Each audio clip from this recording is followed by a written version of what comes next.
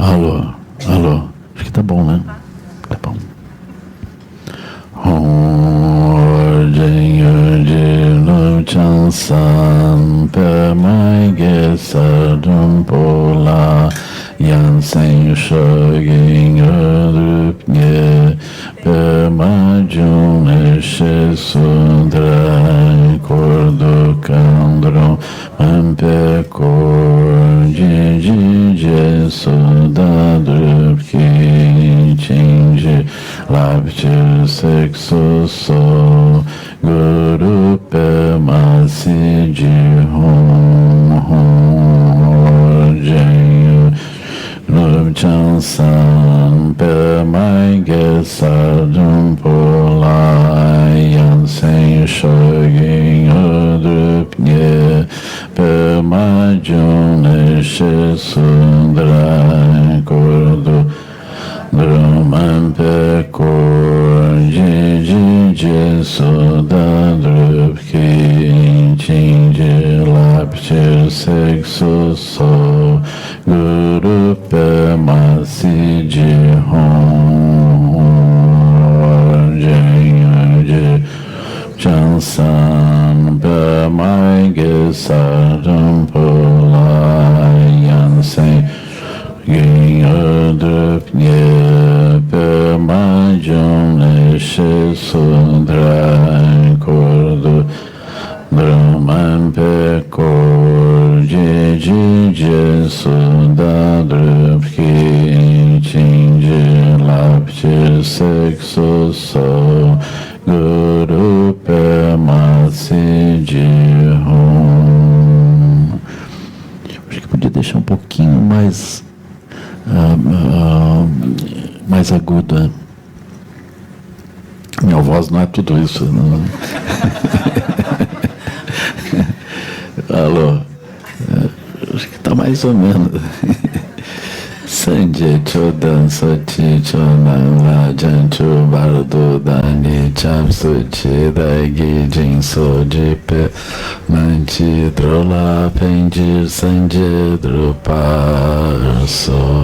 Sanjay Chodan Sochi Chonan Lajan Chubardo Dani Cham Suchi Jin Soji Pe Sonanchi Drola Penjir Sanjay Parso Sanjay Chodan Sochi Chonan Lajan Chubardo Dani Cham Suchi Kijin Soji Pesonanti Drola Pendir Sanjay Parso.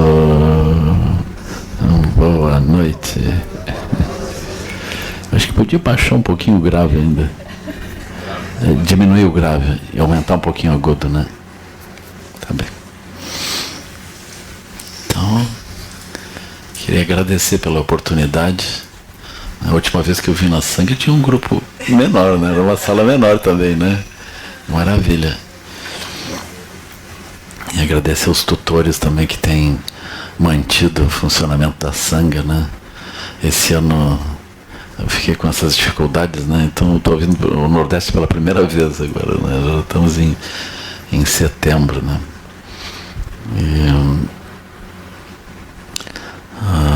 Então nós temos esse tema assim de como a gente pode se mover a partir dos ensinamentos e se mover em meio à nossa vida, como que a gente pode efetivamente aprofundar a nossa prática, aprofundar a nossa compreensão a partir do cotidiano, né?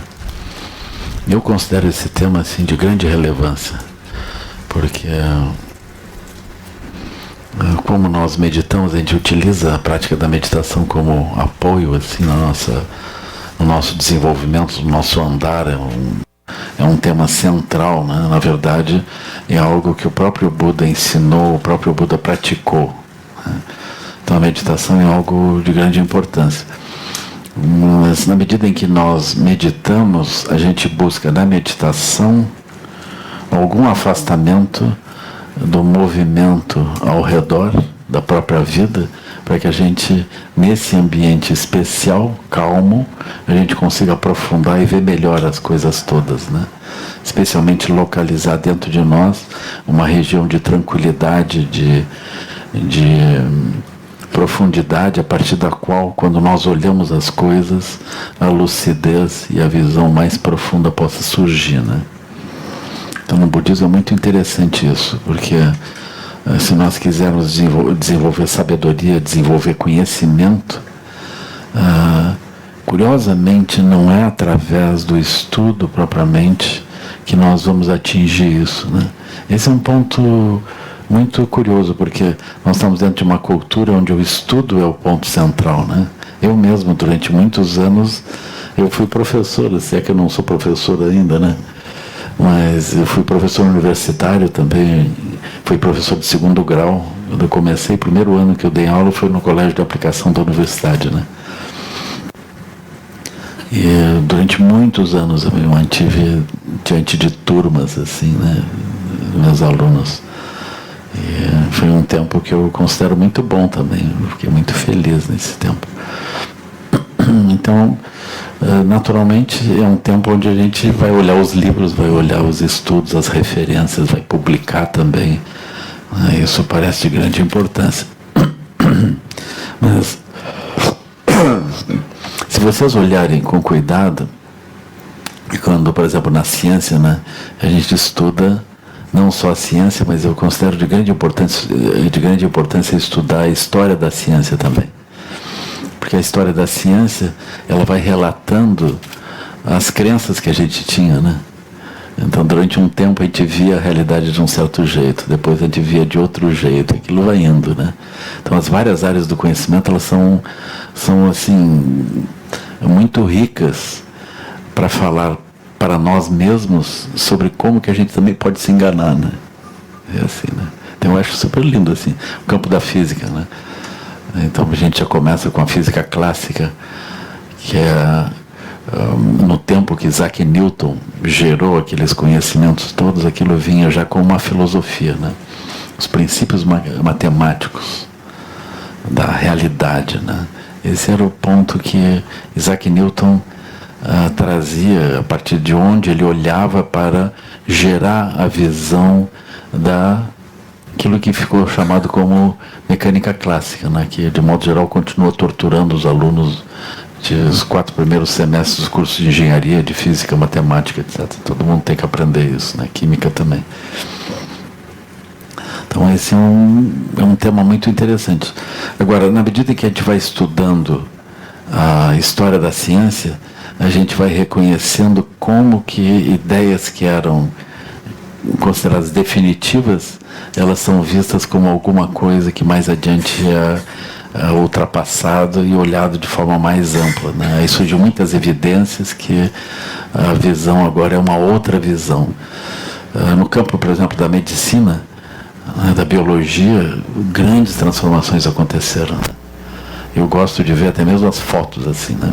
A gente vai encontrar fotos das pessoas fazendo cirurgia de terno e gravata e fumando, sem asepsia. Claro que morria assim, eu acho que como eles rezavam naquela época, antes, durante e depois, não, acho que isso sustentou muitas vidas, porque a asepsia não foi realmente o que salvava as pessoas, assim, né? Então, de admirar que a pessoa pudesse, numa época que não tinha sulfo, não tinha antibiótico, não tinha nada assim, que pudesse contrabalançar as bactérias e vírus, né? Então, era realmente difícil. Então, hoje, para nós, aquilo parece muito estranho, né? Eu acho isso super, assim, mesmo dentro da minha vida, né, nesse período que, enfim, já não é tão pouco, mas uma vida humana não é nada, né? Essa visão da medicina, ela mudou bastante também. A forma como nós estamos olhando agora as doenças e tudo, nós estamos olhando de um outro jeito, assim, muito mais profundo, né? Então a história do conhecimento é a história dos nossos enganos. Mas como que nós podemos descobrir que alguma coisa está enganada? Às vezes eu brinco assim que a ciência avança pelos maus alunos e não pelos bons alunos, né? Porque os bons alunos, eles copiam exatamente o que os mestres ensinam, né? Mas aquele pessoal que mata a aula, que na hora da prova chuta as respostas, é aqueles que vão encontrar coisas novas, enfim, né? Que vão duvidar, enfim, do professor, assim, né? Então esses terminam chutando na prova e provando que aquilo estava certo. Eles vão descobrindo, e a ciência vai avançando, assim, né? Então, aluno 90%, 100% não é muito bom. Melhor um aluno 60%, assim, né?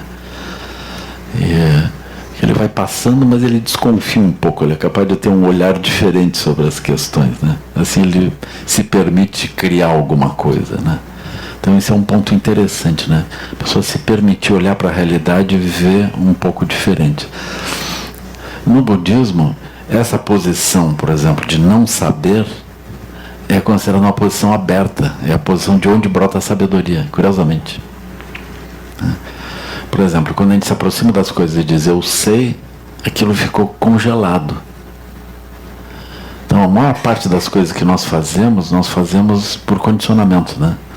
Por exemplo, a gente está jogando um jogo de tabuleiro, tipo jogo de xadrez. Aí a gente sabe como é que as jogadas são feitas, a gente está raciocinando como que ganha o jogo. Mas na meditação a pessoa pode aprender como fazer outras jogadas, mas ela vai silenciando, daqui a pouco ela pensa, mas por que eu estou preso no jogo? A pessoa, ela vai se libertando das estruturas onde ela está se colocando. Então a meditação tem esse instrumento extraordinário, onde nós vamos silenciando e vamos ultrapassando as regiões que nos obrigam a responder automaticamente de um jeito ou de outro, né? Eu acho que todo cientista tinha que meditar. Eles meditam, eles ultrapassam as teorias deles, vêm com outras ideias agora. São capazes de construir as coisas segundo outras perspectivas. Isso traz um outro aspecto também muito profundo. Por exemplo, além do aspecto de que as realidades elas são construídas por referenciais que se tornam automáticos dentro de nós, existe também o fato extraordinário de que a gente se livra desses referenciais, tem alguma coisa livre e brilhante, inteligente, que é capaz de construir outros referenciais. Esse é um ponto muito interessante. No budismo nós vamos chamar isso de clara luz. Essa clara luz pode ser clara luz mãe, clara luz filho. Assim. De modo geral, nós operamos com aquilo que é chamado clara luz filho, porque nós nos sentimos alguém. Se a gente seguir a meditação, nós vamos ultrapassar essa noção de alguém e vamos nos sentir parte de uma inteligência ampla que surge com muitas pessoas também, em diferentes circunstâncias, né? Essa capacidade nós vamos chamar de clara luz mãe, aquela que gera então muitas possibilidades de inteligências, né? É assim. Aí, na medida em que nós repousamos nesse silêncio amplo, mas vivo, nós podemos perceber como que as realidades todas vão se montando.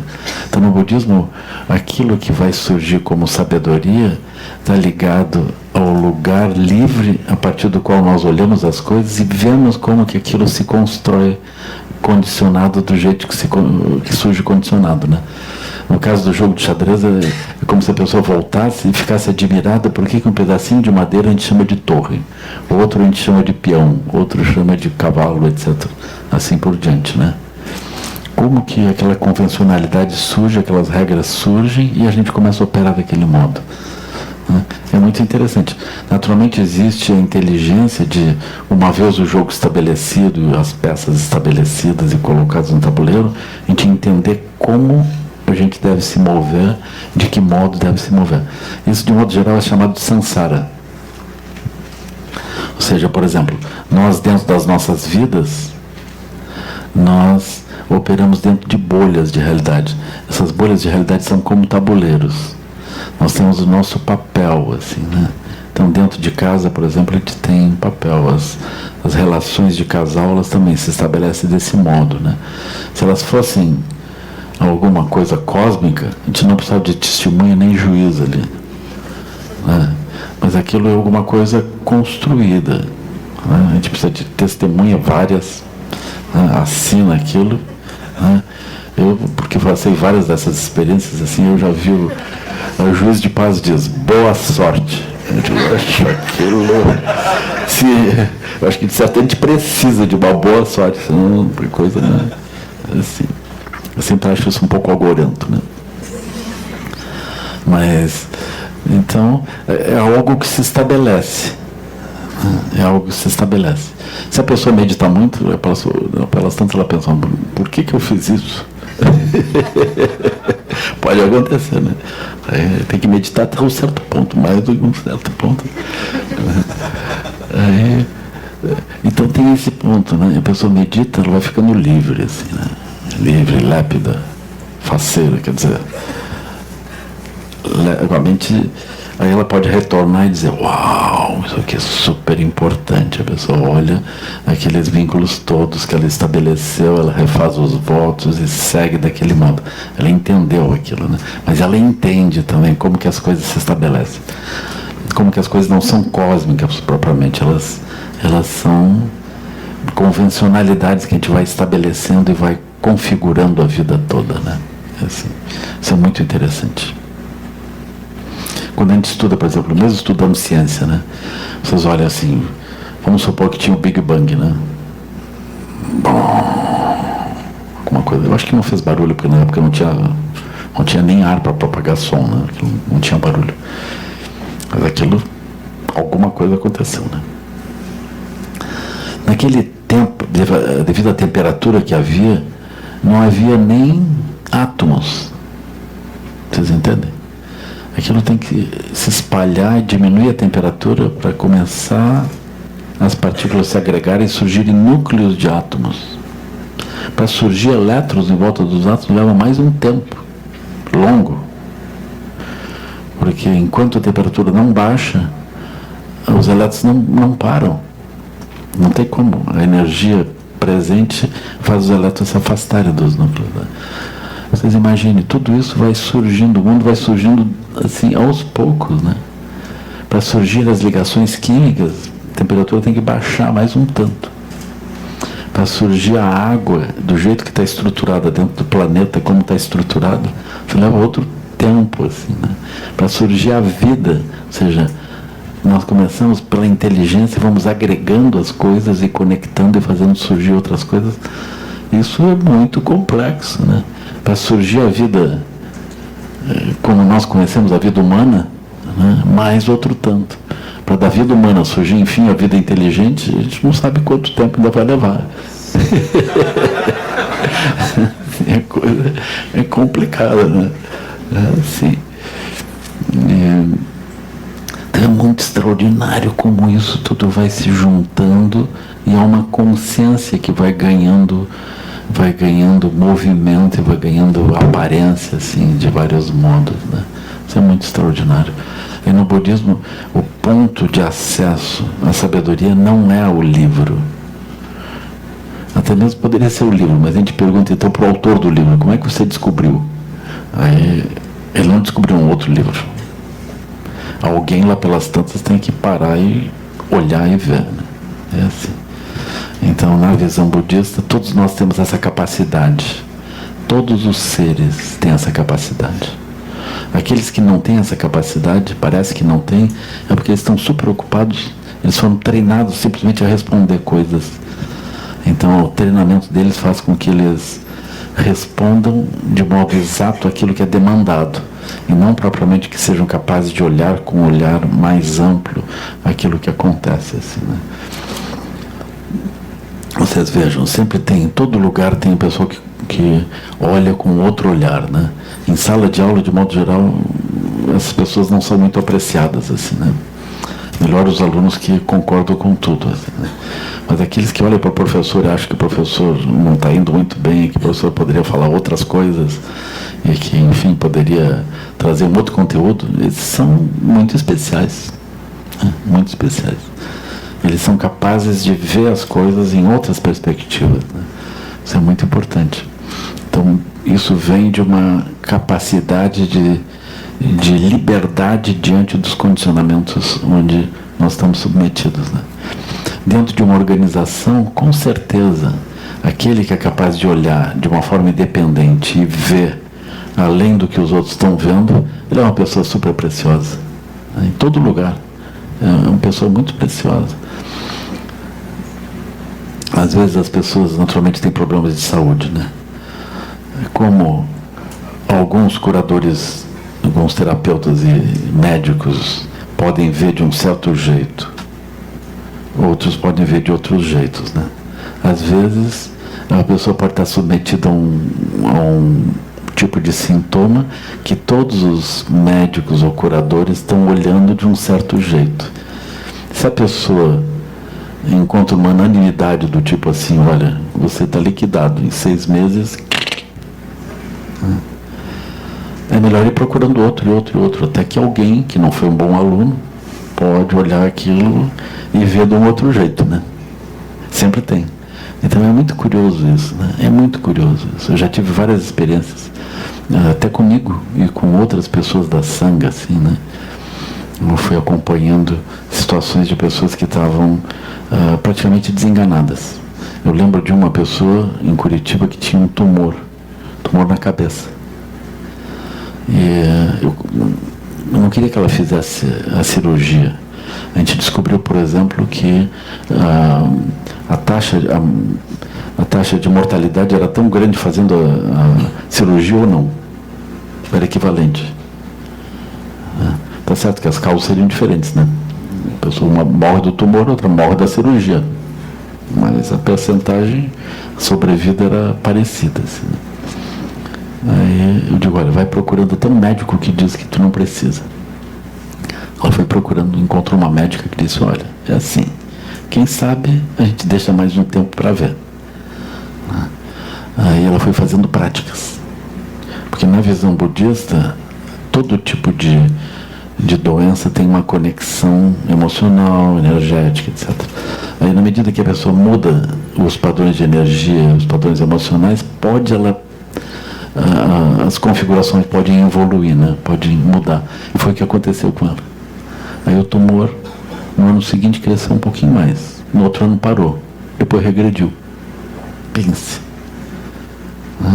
É assim. É uma maravilha. Aí quando ela se alegrou, começou a crescer de novo. Nossa, não aconteceu. Ela está viva agora, passaram muitos anos já. Ela está inteira. Não sei onde é que aconteceu com o tumor. Não pergunto também, né?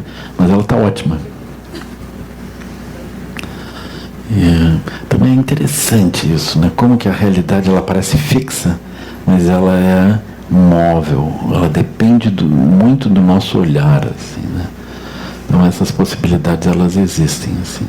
Então quando eu digo isso, na verdade é uma introdução ao título da palestra, né? Assim, que eu falei até agora, né? É assim, ou seja, a vida cotidiana é o lugar certo para a gente praticar. Por quê? Porque quando nós silenciamos, nós ganhamos esse espaço. Porém, quando a gente silencia, pode ser que a gente esteja construindo uma prisão em vez de construir algo aberto. Como é que a gente testa isso? A gente, depois da meditação, a gente sai no cotidiano. Aí encontra as coisas. Quando a gente encontra o mundo, aí é que a gente vai testar se a gente avançou ou não. Porque se o mundo continua nos irritando, nos incomodando, se a gente começa a se achar importante diante do mundo, começa a ficar insensível diante das coisas, incapaz de ajudar os outros, criticando todo mundo, a meditação está nos atrapalhando. Assim. Agora, se a pessoa, olhando para as outras pessoas, ela se sente mais compassiva, mais amorosa, mais tolerante, mais capaz, mais sensível, mais capaz de ajudar o outro, de ver o outro na circunstância dele e ajudar, então nós estamos melhorando. É assim, a nossa prática de meditação ela vai ser avaliada pelo que acontece quando a gente se move ao redor, né? Como que a nossa vida então toma um movimento, toma um impulso diante disso, né? Isso é super importante. Então esse tema de como aprofundar a nossa experiência no cotidiano é um tema muito bem-vindo, muito importante, assim, né? Muito importante. Então, no budismo, a gente, de modo geral, não trata daquilo que é chamado a sabedoria última diretamente o tempo todo. Por quê? Porque nós precisamos de meios hábeis para poder alcançar as pessoas em cada lugar que elas estejam, né? É assim. Então, por exemplo, as pessoas não são puxadas para um lugar, elas são alcançadas no lugar onde elas estejam. Se as pessoas pudessem estar em outro lugar, talvez elas já tivessem. Mas nesse momento, cada um de nós pode estar onde? Pode estar na nossa vida, fazendo o que nós estamos fazendo. Então é importante que os ensinamentos nos alcancem, sejam úteis no lugar onde nós estamos. Esse é um ponto super importante, assim. Então é um desafio para os ensinamentos do Buda de conseguir conseguir uma configuração que possa ser útil para as pessoas, onde as pessoas estejam, né?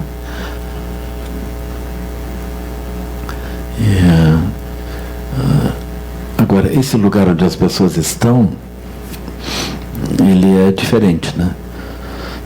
Por exemplo, as pessoas podem estar nos 6 reinos. Então a gente estuda assim, o Buda descreveu os 6 reinos, né? Então tem o reino dos seres humanos, que é onde nós estamos essencialmente. Mas o próprio reino humano, o lugar onde nós estamos, ele pode adquirir configurações ligadas aos 6 reinos também, né? Como por exemplo, a gente pode estar no reino dos humanos próximo ao reino dos deuses, assim, né? Uma aparência mais do reino dos deuses, que é mais ou menos Ponta Verde, uma coisa assim, né? Assim, é um lugar, enfim, a gente sai dali, caminha pela praia, assim, pela Pense, né? Maravilha, assim, né? Hoje, um pouquinho nós estamos telefonando lá para o sul, tinha uma pessoa lá em Livramento, dizendo, aqui está um frio, um vento, eu estou quase morrendo aqui. Eu digo, nós estamos bem aqui em Ponta Verde, está ótimo, né? Então, pense, né? Então a gente fica pensando, por que a pessoa está sofrendo em Livramento? Isso é uma coisa kármica, com certeza. Ela fez alguma coisa ruim em vidas anteriores, assim. Aí quando eu volto para o sul, aquilo vem, o céu está limpo, o avião vai andando, daqui a pouco o avião começa, aí vem as nuvens, aquilo desce, aquilo gelado, ele vai olhando tudo molhado, gelado, vai descendo assim, tem feito frio aqui, corre para o estacionamento, entra no carro. É assim, uma situação grave, isso não quero saber, o ar-condicionado sempre ligado lá, aquilo a mil, assim. Então, a gente olha, tem o reino dos deuses, onde tudo está fácil, assim, está bem, assim, né? Aí tem o reino dos semideuses. Os semideuses são aqueles que são invejosos dos outros que estão bem.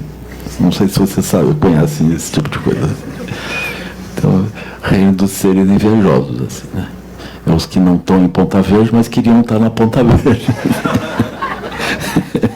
Lá no sul é assim, aqueles que moram, os gaúchos que moram em Santa Catarina, né, sendo invejados pelos gaúchos que estão no Rio Grande do Sul ainda. É assim. E aí tem os seres humanos propriamente ditos. Aqueles que pensam, não, para eu morar em Ponta Verde eu tenho que trabalhar bastante, aí na minha aposentadoria eu vou para lá. É assim, então eles estão trabalhando porque eles imaginam que trabalhando eles conseguem, enfim, né, chegar em algum lugar. E tem aqueles que desistiram. Não, eu fora, eu aqui onde eu estou indo e pronto, daqui eu não vou sair. Tem aqueles que se sentem carentes, né? Para mim me falta isso, me falta aquilo. Todo mundo tem, mas eu não tenho. Assim. Aí tem aqueles que estão raivosos. Não sei se vocês já viram isso. Assim. Raivosos, explosivos. Eles são capazes de fazer coisas negativas para obter aquilo que eles imaginam que querem. Né?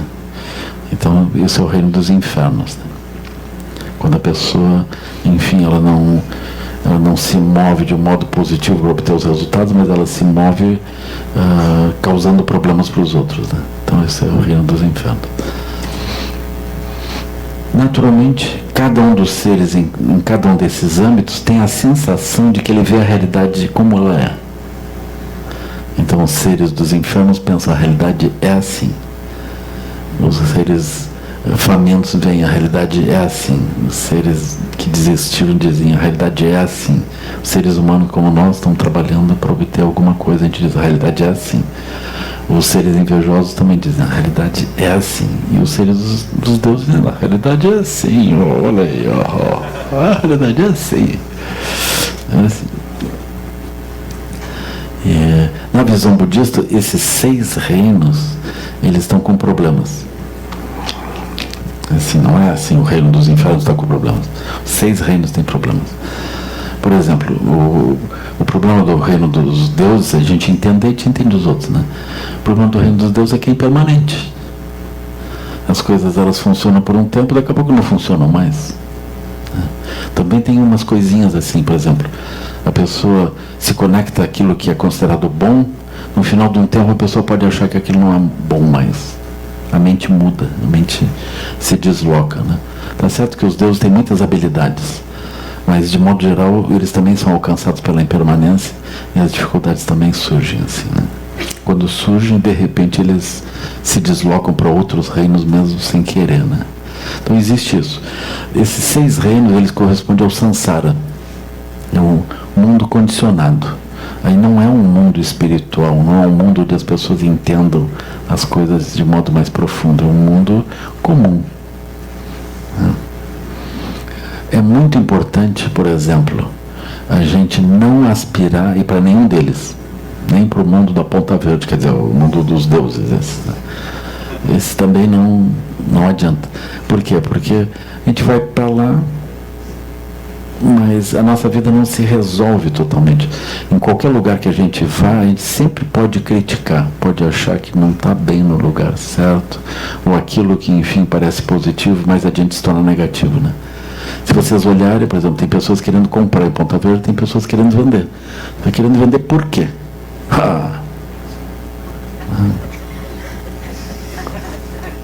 Isso. A pessoa, não é que aquilo não seja bom, é que a pessoa por alguma razão não está mais achando bom. Ela achou melhor fazer uma outra coisa. Então as coisas não são aquilo do lado de fora, elas são junto com o jeito de nós olharmos. Então a gente pode estar nos lugares, mas o nosso jeito de olhar nos torna infelizes. Então esse é um ponto super importante. Aí nós vamos remetendo para o mundo interno. O mundo interno é o ponto crucial. Ali é o lugar onde as coisas se definem. Então existem esses 6 reinos. Esses 6 reinos, numa nomenclatura que eu tenho usado, que é uma nomenclatura que conecta com os níveis de prática também, eles corresponderiam ao bloco 0 e bloco -1. Bloco 0 seria assim, os seres humanos e os outros que estão bem. Quem não está muito bem é bloco -1. Assim, né? Não está muito bem significa o quê? A pessoa não se importa em causar danos aos outros para obter vantagens. Então isso naturalmente não diz respeito à classe de renda, né? Porque tem pessoas de qualquer classe de renda ou nível de educação que são capazes de ficar causando problema para os outros para obter vantagens, né? Assim. Mas a pessoa não está entendendo causalidade.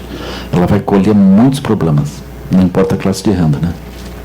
Especialmente agora com o juiz Moro, né? A coisa com o promotor, né? O juiz Moro, a coisa está mudando um pouco, né? Tem uma conexão com o budismo, eu acho, assim. Então existe Mara e existe o Moro. Então aquilo é uma combinação que eu não sei onde é que vai terminar isso, assim, né? Aí vocês vão encontrando muitas pessoas que têm educação, têm renda, têm acesso a muitos modos, elas repetidamente são vistas como pessoas de bloco -1. Elas se veem por quê? Porque elas fizeram muitas ações negativas para causar algum nível de vantagem, causaram prejuízo para os outros, né? Aí aquilo assim, é um problema.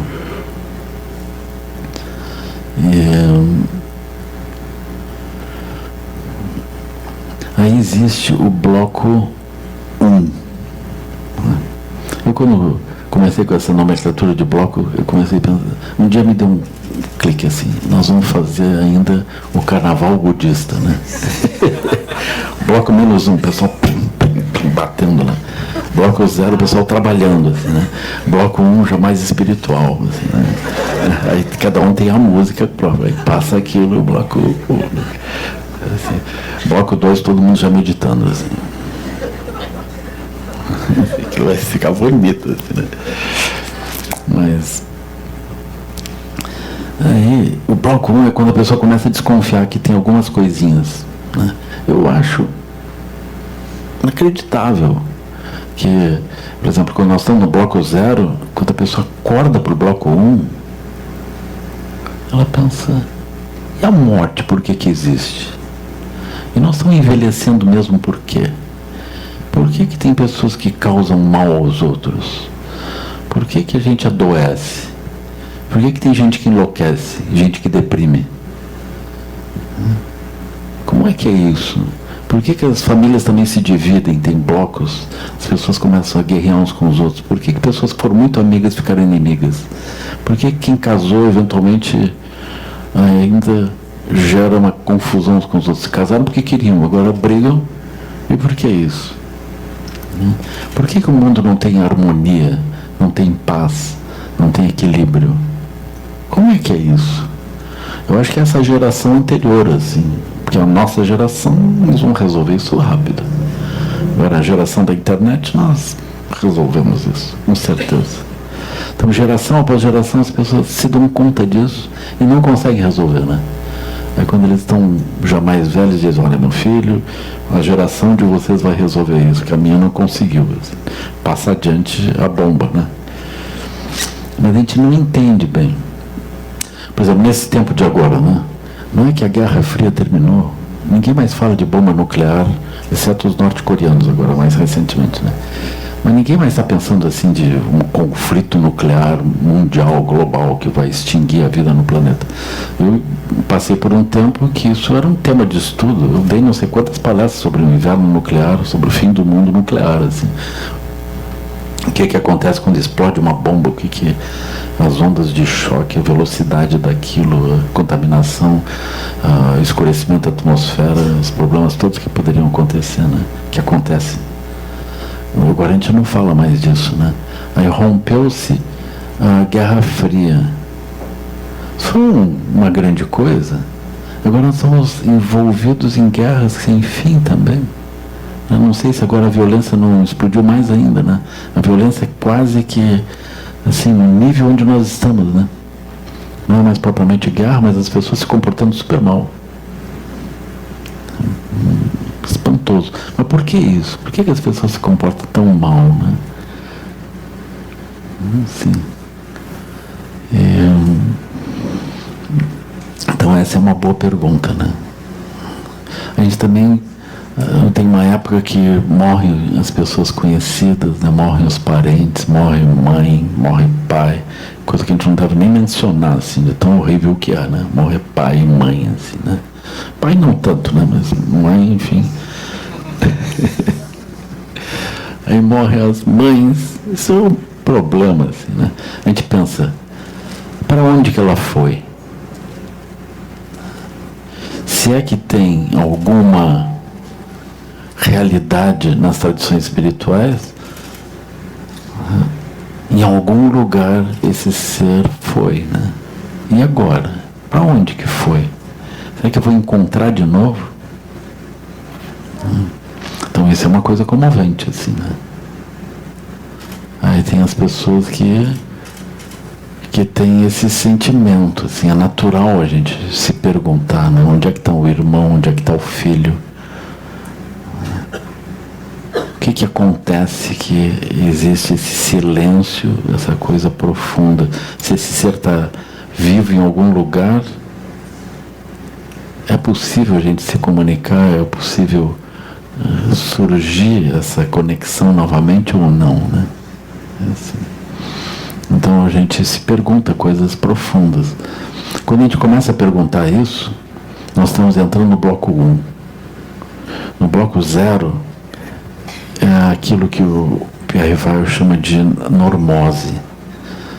A gente não tem esse foco, é como se a gente estivesse anestesiado para as questões desse tipo e a gente procurasse manter o nosso cotidiano funcionando, pagar nossas contas, pagar o condomínio, eletricidade, água, prestação do carro, prestação da casa, escola, dentista, ortodontista, psicólogo, estacionamento, aquilo é uma coisa sem fim, assim. Então a gente está conseguindo girar esse funcionamento, pagar o cartão de crédito. Né? E a gente está conseguindo girar isso do jeito que consegue. E isso toma nossas forças. A gente fica totalmente focado nisso, assim, né? Girando. Então isso é chamado normose. A gente consegue funcionar, mas não é um estado lúcido, é um estado patológico, é um estado de alienação. Mas nós não temos a sensação de que é um estado alienado. A gente tem a sensação de que isso é a nossa vida. A gente vai vivendo aquela vida assim, né? Mas sempre tem um certo momento dentro da nossa normose que algo mais próximo acontece, assim. Uma das coisas próximas que acontecem são doenças, por exemplo, né? Onde a normose fica suspensa. A gente não consegue mais manter. A gente sempre tenta, né? Ir levando a nossa vida assim, sem nenhuma alteração, mesmo doente. Aí tem uma hora que a gente não consegue. Então, se levantar e ir a tal lugar, não dá. A gente cancela aquilo, porque não dá para ir. Aí começou, né? Aí começa assim, aquilo fica público. Vai dar um problema. Aí as pessoas vêm, nós vamos perdendo a autonomia, né? A pessoa, não, agora isso você não pode, isso também não pode. Agora você vai ter que, enfim, deixar de ser teimoso e tomar tal remédio, fazer tal coisa. É assim. Então todos nós estamos escondendo sempre alguma coisa, né, para não perder o nosso funcionamento. Assim, né? Então a gente vai indo. Então a normose é essa tentativa de manter a rotina, manter as coisas funcionando como elas podem, sem que a gente tenha que lidar com os fatos. Né? Mas de repente nós somos obrigados a nos defrontar com as coisas e lidar com elas. É quando então o bloco 1 surge. A gente descobre que a normalidade ela não é a regra. Nós estamos sempre subindo e descendo nas múltiplas coisas. Assim, a morte existe, a loucura existe, a depressão existe, as perdas existem, as alterações de significado e sentido das nossas conexões, elas existem, as crises profissionais existem, a gente não quer mais fazer aquilo, a gente cansou de fazer aquele trabalho, a gente quer mudar, quer fazer outras coisas, isso existe. Assim, né? Então, essa crise do bloco 1, ela se aprofunda até o ponto em que nós descobrimos o mundo interno. Ou seja, aquilo que a gente chama mundo externo, que nos perturba, depende de como nós olhamos as coisas também. Aí nós descobrimos o mundo interno. Então, quando nós descobrimos esse mundo interno, pode ser que a gente aspire, a gente encontre as instruções de como estabilizar esse mundo interno e manter a nossa energia equilibrada. Vocês podem até fazer um teste assim, por exemplo, lavar pilhas de louça, né? Eu tenho usado ultimamente esse recurso assim. Quer dizer, eu tenho sugerido isso, não é que eu tenha lavado. É assim, eu cheguei em casa meio tarde, teve uma festa dos adolescentes da casa, assim, com a vizinhança. Pronto. Aí, uma pilha de coisas na cozinha. A gente agradece quando a louça já está na cozinha, né? Isso já é uma vantagem, assim. Aquilo já está melhor, assim, né?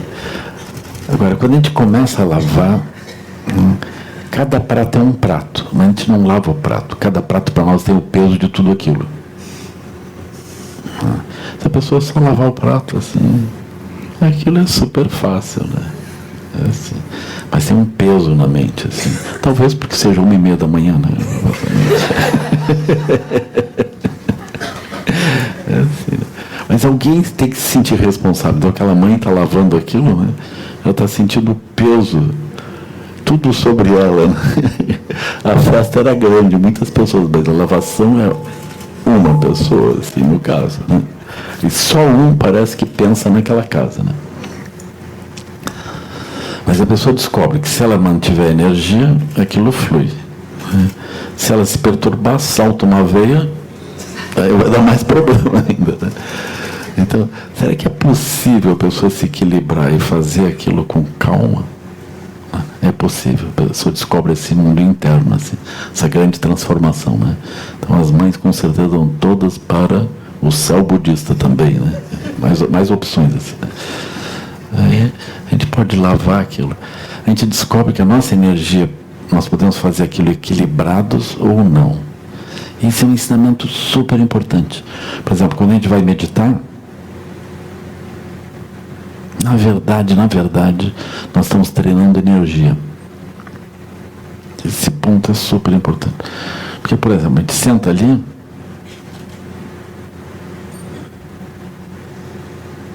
não acontece nada, pessoal. Nada. Entre os eventos mais excitantes que acontece é o surgimento de um pernilongo. Fora isso, não acontece nada. Pode aparecer algumas ideias assim na mente, né? A pessoa parece uma ideia, a pessoa ideias assim, clink, né? Mas fora isso, se a pessoa conseguir acalmar assim,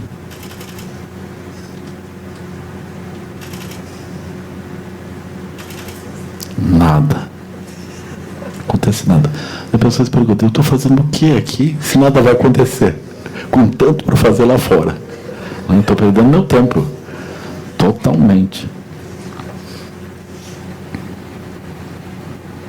Aí vem a instrução, inspire e expire. Bom, isso a gente sempre fez.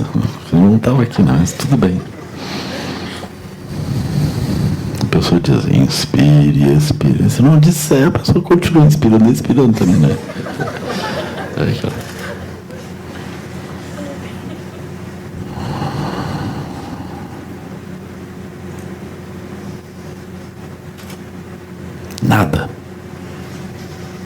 Nada. Tem uma hora que, plim, bate o sino e terminou. A pessoa terminou? É, terminou. Ah, tá. A meditação seria isso? É. Uau! Profunda. Aí conversa com outro, você viu alguma coisa? Você viu? Aí tem uma, eu vi. Viu? Viu que não, tem uma luz, uma coisa. Bom, esse aí tá com um problema, ninguém mais viu. Sim, né? Mas aqui nós estamos treinando o quê? Nós estamos treinando a autonomia da mente e a autonomia da energia. Isso é super importante, pessoal.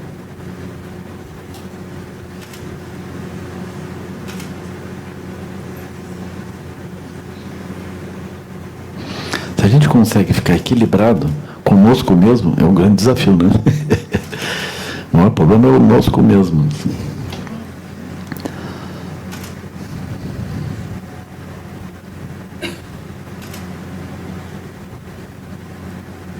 Então a gente vai descobrir, por exemplo, energia terra, né? Estabilidade. Então a gente senta com estabilidade. Energia água. Mobilidade sem um potencial de mobilidade, mas a gente não se movimenta. A gente está leve, sem obstáculo. Nada trancado. Nem na mente, nem na emoção, nem no corpo.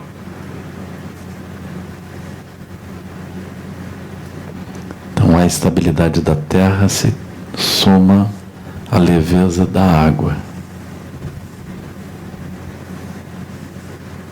E o calor do fogo, que mantém a temperatura do corpo e cura o corpo. Energia que circula dentro.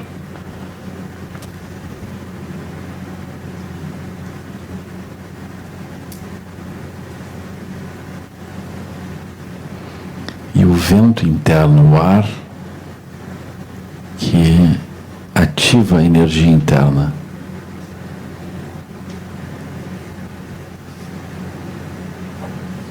E o éter, que é o brilho dos olhos, brilho da mente.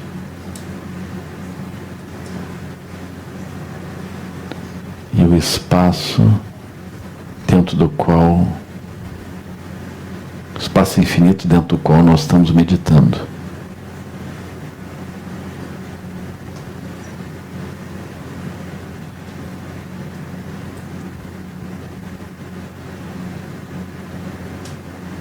Enquanto termina a meditação, a pilha de louça. Nós estamos lá. Elemento terra. Energia calma, serena, uma mobilidade sem obstáculos, um pouco de calor dentro, assim. Respiração regular, brilho na mente, tudo isso dentro do espaço.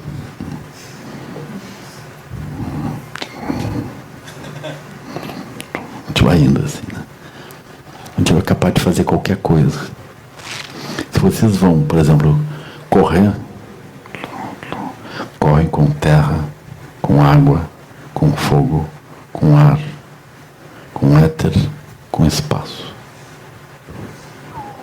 Vocês vão nadar, nadem assim. Vocês vão andar de bicicleta, andem assim. Vocês vão descobrir que vocês não cansam. Vocês vão acabar de fazer muito mais sem ser afetados. Por quê? Porque aquilo que nos afeta é o mundo interno. Vocês pegam o adolescente da casa e digam: agora nós vamos treinar meditação budista no lavar dos pratos. Pronto, o adolescente da casa entra em colapso. Já, assim, passou da porta da cozinha, já começou a ter tremores. É incrível. Incrível. Aí lavou um prato, 2 pratos, já deu mamãe. Assim, aquilo é muito difícil. Assim. Ou então pega uma criança assim e diz: agora você vai ler. Alto. Pronto, aquilo parece uma tragédia, assim. Agora você vai copiar alguma coisa. Aquilo parece uma tragédia. Assim. Então, qualquer atividade, você vai arrumar sua cama, estender a toalha de banho, dobrar sua roupa. Aquilo é uma condenação à morte. Então, quando nós olhamos essas coisas, parece tudo muito difícil, assim, né? A nossa energia que faz isso se dar. Então, a gente descobre isso no bloco 1 e treina com a meditação. Aí nós vamos treinar, por exemplo, Metta Bhavana, super importante. Então a gente organiza a energia. Ok, agora vamos olhar para todas as pessoas, ex-sócios, ex-amigos, ex-irmãos, ex-pai, ex-mãe. Ou seja, alguém que a gente olhou assim, foi muito próximo, de repente a gente tem alguns problemas, né? Então a gente olha para eles e diz que eles sejam felizes, né? Superem o sofrimento, encontrem as causas da felicidade, superem as causas do sofrimento. Por quê? Porque o que nos impede de olhar de modo elevado uns aos outros é as marcas internas. Agora eu equilibro isso e olho diretamente as coisas. Eu não preciso construí-las de modo negativo, não preciso construir as relações de modo negativo. A gente pode construir a partir de Metta Bhavana, aspirando que as pessoas sejam felizes, superem o sofrimento, encontrem a causa da felicidade, superem as causas do sofrimento. Então a gente olha desse modo. Quando isso começa a acontecer, a nossa vida começa a mudar. Porque nós começamos a olhar o mundo a partir de uma dimensão de sabedoria. A gente se coloca numa posição para olhar de forma elevada as coisas ao nosso redor, né? Então isso é super importante. Aí nós estamos andando, alguém que a gente não meditou, a gente não fez Metta Bhavana, a gente se encontra com a pessoa. Você ainda está vivo? Ops! É assim, aí as nossas emoções sobe, vai para cá, para lá. Para cá, para lá onde? Aquilo vem desde orgulho, inveja, né? Orgulho, inveja, desejo, apego, desistência, carência, rancor, ódio, medo, etc. A gente oscila no meio disso, assim, né? A gente diz: uau, minha meditação está mais ou menos. Valha meu Buda. Assim, a gente faz um sorriso iluminado. Ou que você seja feliz. Mas aquilo, ele está meio torto, assim, né? Então a gente descobre que o nosso mundo interno é traiçoeiro, né?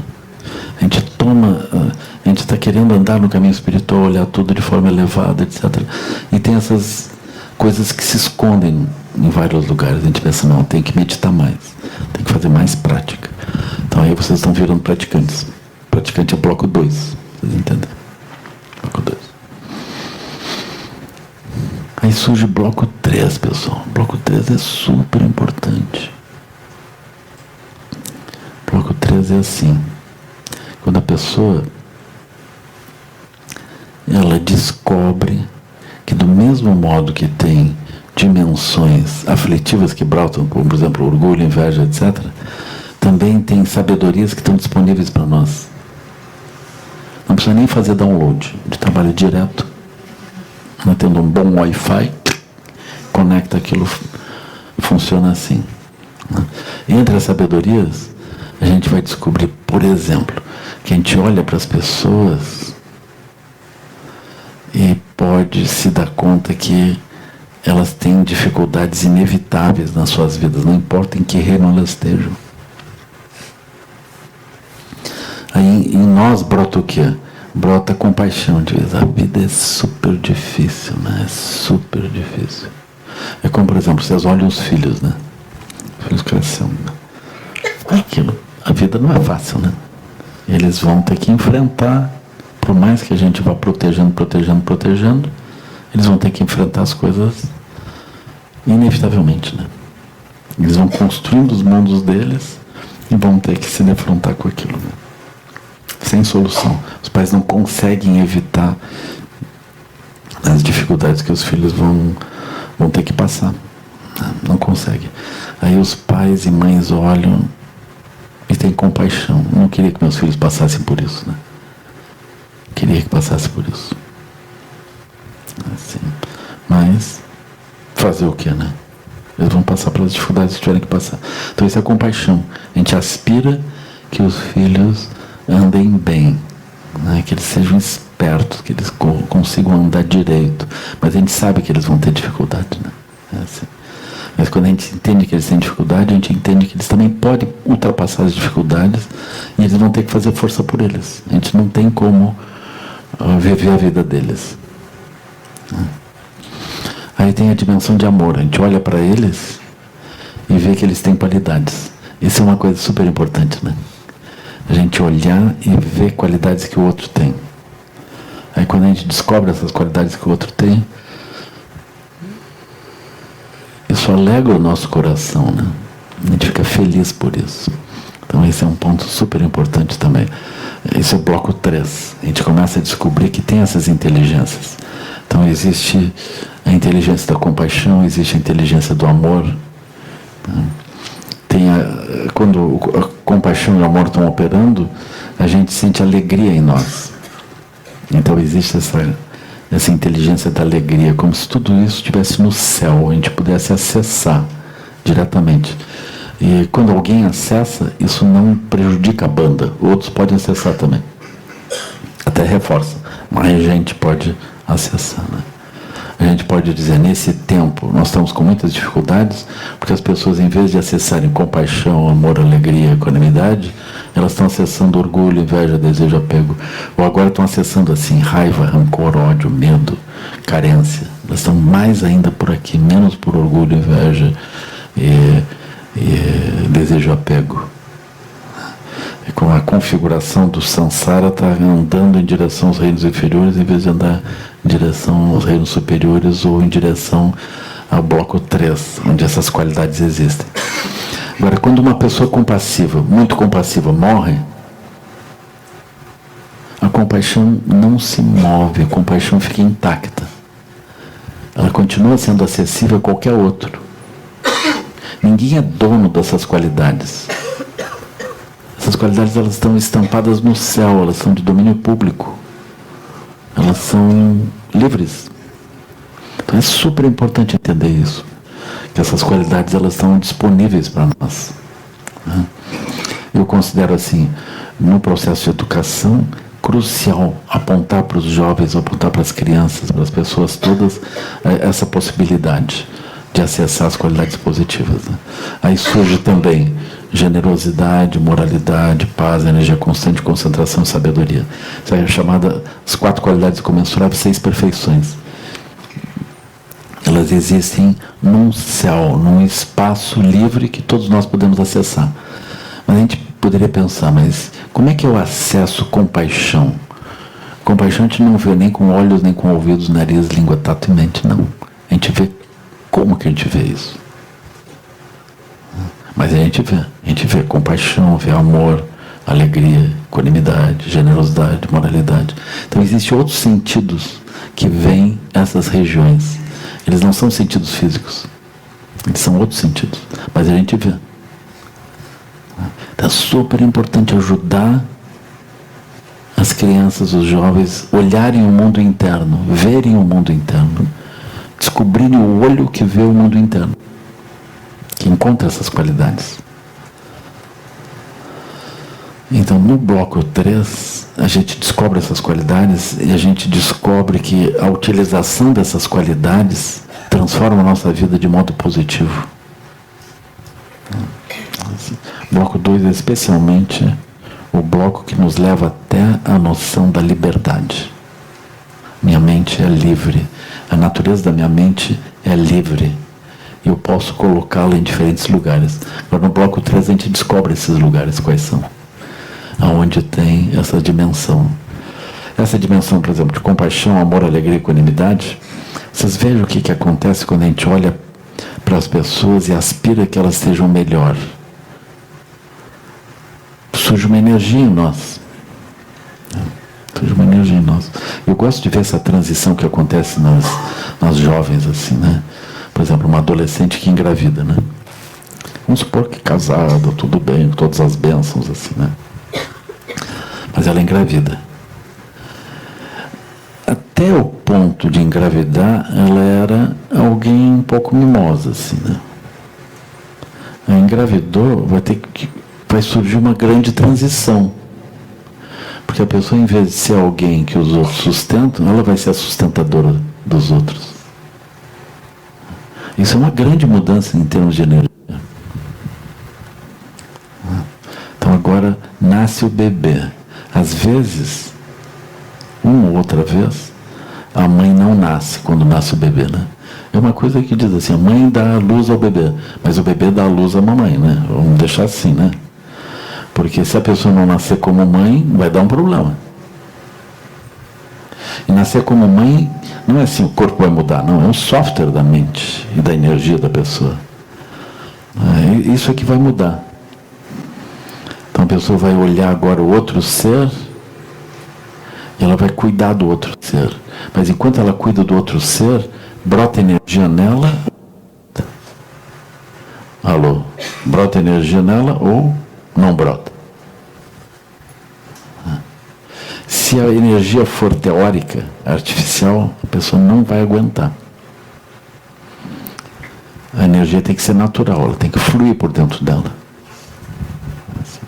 Aí a pessoa nasceu, aí nasceu a mãe. Isso é super bonito de ver. Isso não quer dizer que ela saiba fazer tudo, mas ela está disposta a se mover e fazer as coisas andarem, né? Isso é super bonito. Aí a pessoa se move. Aí nesse momento, muitas outras coisas perdem o foco, né? Perdem a intensidade. Aí as mães, elas começam a operar de um outro jeito, assim, né? Então esse fenômeno, a gente vê que, por exemplo, se a criança chora, a pessoa acorda, ou já nem dorme, ela está assim, dorme com a orelha assim, né? Os pais e mães, quando efetivamente nascem, eles escutam as crianças caminhando de pé descalço dentro de casa. Ele não faz barulho nenhum, mas eles escutam tudo. Isso que eles estão dormindo. Eles ouvem tudo. Eles acompanham tudo, o tempo todo. As crianças chegam, eles olham assim, já sabem o que aconteceu. Não sabem como, mas já sabem o que aconteceu. Assim, já sabem tudo. Então tem um interesse, assim, né? Um interesse. Isso é uma mente compassiva, uma mente amorosa. essa mente é a mente que dá nascimento ao outro. O outro pode nascer em corpo físico, mas ele leva um tempo para nascer como um ser. Para nascer como um ser é necessário um olho amoroso. Não existe outra receita. Porque o olho amoroso é o olho que vê as qualidades da outra pessoa. É assim. Então, por exemplo, nós estamos olhando os filhos. A gente vai olhar e vendo qualidades neles. Se não tiver ninguém que olhe para as crianças e veja qualidades nelas, como que aquelas qualidades vão ser irrigadas, adubadas, promovidas, cuidadas até o ponto que aquilo eclode? Não vai acontecer. Geração após geração, são os adultos de cada geração que dão nascimento às crianças de cada geração. Assim. Nem sempre os pais são capazes de fazer isso. Até mesmo muitas vezes os pais não tiveram nascimento. Ninguém olhou para eles enquanto eles eram crianças, eles também não conseguiram surgir direito. Isso faz toda a diferença. Por isso que as pessoas mais educadas, que cuidam, são capazes de fazer isso, os filhos prosperam. Se a pessoa não é capaz de fazer isso, não é uma questão de classe de renda, é uma questão de compaixão, de amor. Assim. Tem crianças, por exemplo, que são outras pessoas que vão olhar de modo compassivo e amoroso, as crianças começam a crescer. Eles crescem. A pessoa tem a possibilidade, a criança tem a possibilidade, por exemplo, de encontrar um bom professor, uma boa professora, né? E encontrar uma boa escola. Eventualmente encontrar amigos que olhem amorosamente. Né? Eu tenho achado, assim, dessas experiências nossas com as escolas, né? Eu tenho visto a grande importância do conjunto de crianças, do grupo de crianças, na relação uns com os outros. Eu vejo, por exemplo, que os professores podem muito menos do que o conjunto das crianças podem no cuidado com uns e outros. Então é super importante o facilitador daquele grupo ajudar a que o grupo desenvolva qualidades positivas, se olhem uns aos outros com qualidades positivas. Porque eles têm muito mais capacidade de beneficiar uns aos outros do que o próprio professor diretamente com cada um. Então, se eles conseguem montar esse funcionamento amoroso e cuidadoso, aquilo realmente funciona assim, né? Mas é necessário que a gente desenvolva essa habilidade, que a gente tenha isso, né? Aqui o Buda descreve compaixão, amor e alegria. Alegria é a chave disso. Por exemplo, nas turmas das crianças, a gente ajuda um a ter alegria em ajudar o outro. Uma criança ter alegria em ajudar a outra. Ter relações horizontais uns com os outros. Se alegrarem. Ele tem alegria com aquilo. Então, quando a pessoa tem alegria, é porque ela está se conectando com a sua natureza profunda. Os budistas vão dizer natureza búdica. Os cristãos poderiam dizer natureza crística. Isso não tem problema nenhum. É a mesma coisa. Enfim, a natureza búdica, claro. Ou não. A palavra realmente não importa. É alguma coisa profunda dentro de nós. Essa coisa profunda dentro de nós, quando ela é acionada, quando ela move compaixão e move amor. Quando ela move compaixão e amor, ela fica feliz. A energia, o olho brilha. Assim, não importa a tradição espiritual, o olho brilha. Assim, compaixão, amor, alegria. Aí vem equanimidade. Mesmo a criança, ela desenvolve a equanimidade, ou seja, ela é capaz de olhar para um coleguinha, depois para o outro, depois para o outro, depois para o outro. Ela é capaz de olhar assim, aí ela se alegra. Aí quando a turma começa a funcionar assim, é uma grande coisa. É uma grande coisa.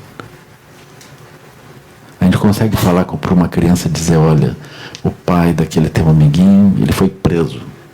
O pai daquele amiguinho, ele se mudou para outra cidade. Teu amigo está meio torto. Conversa com ele, brinca com ele, ajuda ele. Aí as crianças entendem. Eles compreendem, elas ajudam. Não precisa ser o facilitador, o professor a fazer aquilo, o peso sobre ele. Então tem uma turma que faz isso, né? Mas essa não é a turma, é é o bloco 3, é as qualidades iluminadas, as qualidades da natureza primordial de cada um. E aquilo não é um peso para as pessoas, aquilo é uma alegria. Então aí nós temos compaixão, amor, alegria e equanimidade. Quando isso está presente, surge naturalmente generosidade. Aí seja o professor, seja a criança, seja o amigo, seja o pai e mãe, surge generosidade, ou seja, a aspiração de oferecer alguma coisa que vai ajudar o outro, né? Generosidade. Quando surge generosidade, surge moralidade. A pessoa praticando compaixão, amor, alegria, equanimidade, generosidade, não vai agora prejudicar o outro para um benefício próprio. Não vai. Isso é moralidade. Não vai fazer isso. Surgindo moralidade, surge paz. As crianças estão em paz. Então, compaixão, amor, alegria, equanimidade, generosidade, moralidade, paz. Quando a paz se estabelece, a energia é constante, ela não se prejudica, ela não é descontínua, ela é constante. Energia constante. Quando a energia é constante, a mente é concentrada no que faz, é calma e concentrada. E se ela é calma e concentrada, surge sabedoria também. Então esse é o conselho do Buda. Compaixão, amor, alegria, equanimidade, generosidade, moralidade, paz, energia constante, concentração e sabedoria. Elas vêm uma atrás da outra. Uma decorre da outra. Elas se somam. Então, esse é o segredo do Buda para o nosso funcionamento. Essas qualidades, elas pairam sobre nós. Nós podemos acessar ou não. Elas estão disponíveis. Quando nós estamos, por exemplo, jogando um jogo, fechados dentro de uma paisagem mental, um jogo de futebol, um jogo de xadrez, a gente diz compaixão, amor. Aquilo não faz sentido nenhum. Compaixão, amor, alegria, equanimidade, generosidade, moralidade, paz, energia constante. Não faz sentido nenhum. Então a gente olha com cuidado. O que nós estamos fazendo? Quando a gente se movimenta, nós somos peças dentro de um jogo ou nós temos essa mente mais ampla? Então nós vamos trabalhar desse modo, nós vamos fazer esse trajeto. Isso é o caminho espiritual, quando nós começamos a ficar livres da fixação artificial que nos limita as emoções, limita os olhares, a energia. Quando começa o nosso treinamento, nós começamos um treinamento muito simples. A gente procura um lugar silencioso e calmo para poder treinar a energia sem nenhuma influência externa. Por quê? Porque na menor influência externa, a nossa energia se bagunça, a nossa mente também. Então nós precisamos de um lugar protegido. Na medida em que a gente estabiliza a mente, estabiliza a energia, nós somos capazes de dirigir as nossas ações.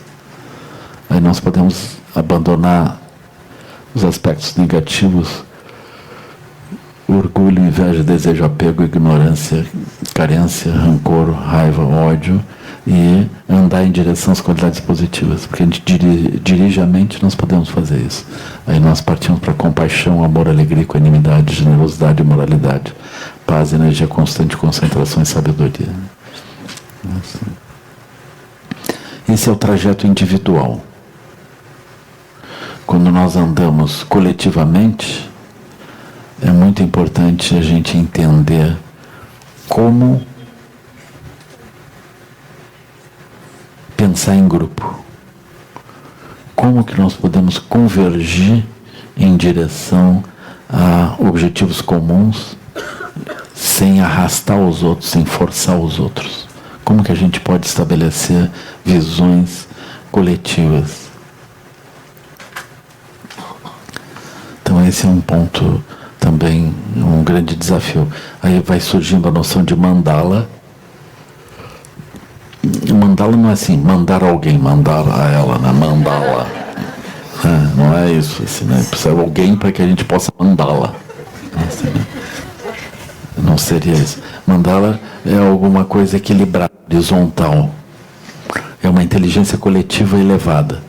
Se a gente pensar assim, compaixão, amor, alegria, equanimidade, generosidade, moralidade, paz, energia constante, concentração e sabedoria, na mandala, o conjunto das pessoas está olhando com esse olhar. Então tem uma convergência. Por exemplo, no mesmo lugar, nós podemos ter algumas pessoas que estejam olhando com raiva, outras olhando com carência, outras olhando desinteressadas, outras olhando com um sentido de objetivo particular, outras olhando com inveja e com competição, outras olhando com satisfação, com felicidade, com sedução. Então nós podemos ter vários olhares. Esses vários olhares, eles exemplificam a liberdade natural da nossa mente de olhar segundo várias formas. Agora, quando nós olhamos a partir de uma mente livre, brota naturalmente compaixão, amor, alegria e equanimidade. E disso brota generosidade, moralidade, paz, energia constante, concentração, sabedoria. Então esse é o funcionamento, né? Então no budismo tudo vai convergindo para as mandalas das qualidades. Aí quando no nosso olho brota, sem nenhuma artificialidade, brotam as qualidades, brota não só em nós, como brota nos outros também. Então há uma convergência coletiva em direção à mandala. Nós nos olhamos uns aos outros, aquilo funciona de modo natural, assim, né? Então a naturalidade da ação coletiva é a mandala, é sustentada pela mandala, pela visão da realidade, assim. Naturalmente que os vários reinos, eles também são visões coletivas. Então nós podemos ter as bolhas de realidade correspondentes aos infernos. Então as pessoas também, dentro daquilo, elas podem gerar um entendimento conjunto, um desentendimento coletivo, assim, né? Os infernos, assim, né? Aí a pessoa, mas ela sabe que ela está num lugar muito ruim, assim, né?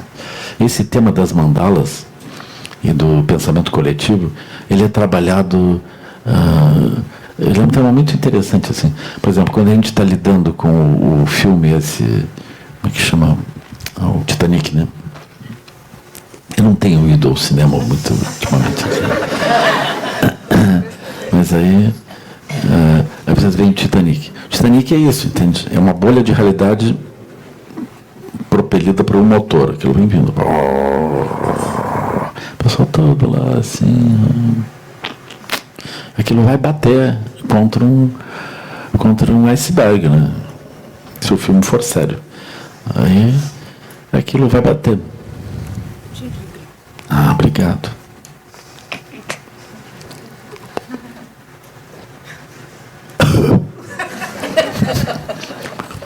Pá, esse gengibre é super bom.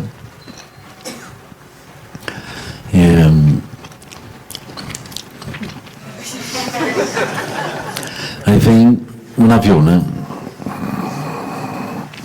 Como é que aquele povo todo pode estar tomando champanhe se eles vão morrer? A pergunta é essa, pessoal. Como é que é possível aquela coletividade enorme de pessoas inteligentes, hábeis, cheias de dinheiro, andando em direção a alguma coisa e vão bater e vão morrer? Como é que eles não veem? Então essa questão, como é que uma bolha vai andando e as pessoas não veem que aquilo é uma bolha? Se surgisse, com licença, se surgisse um louco lá no navio, né? Vestido assim de lama budista, berrando, vai afundar tudo, salvem-se, correm para os barcos. Não prender ele ainda, ia ser o primeiro a morrer.